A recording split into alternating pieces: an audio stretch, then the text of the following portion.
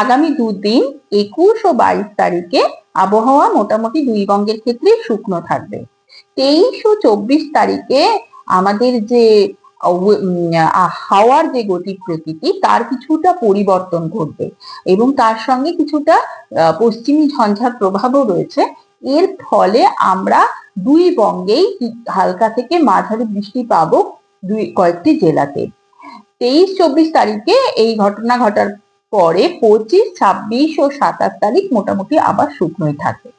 আর 23-24 তারিখে এই যে ময়েস্টার ইনকাশন বে অফ বেঙ্গলের দিক থেকে আর তার সঙ্গে পশ্চিমী ঝঞ্ঝা এর প্রভাবে যে কয়েকটি জেলাতে বৃষ্টি হওয়ার সম্ভাবনা রয়েছে, তার সঙ্গে দক্ষিণবঙ্গে কয়েকটি জেলাতে বজ্রবিদ্যুৎ সহ বৃষ্টিরও সম্ভাবনা রয়েছে। এবার আমি স্পেসিফিক্যালি জেলাগুলি বলছি।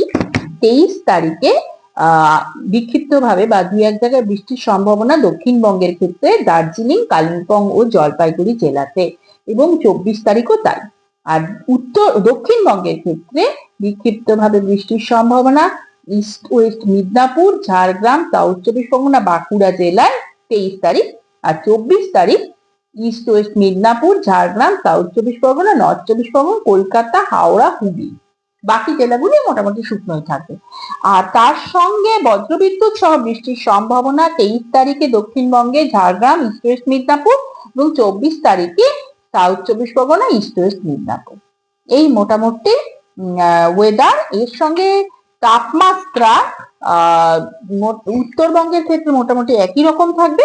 দক্ষিণবঙ্গের ক্ষেত্রে আগামী দুই ডিগ্রি তাপমাত্রা বাড়ার সম্ভাবনা রয়েছে। ন্যূনতম তাপমাত্রাটা 2 ডিগ্রি মতো বাড়ার সম্ভাবনা রয়েছে এবং তারপরে মোটামুটি একই রকম থাকবে। বেড়ে যাওয়ার পরে আর বাড়বে না বা কমবে না, এটা মোটামুটি একরকমই থাকবে। আর সর্বোচ্চ তাপমাত্রাটা দুই বঙ্গের ক্ষেত্রে মোটামুটি একই রকম থাকবে।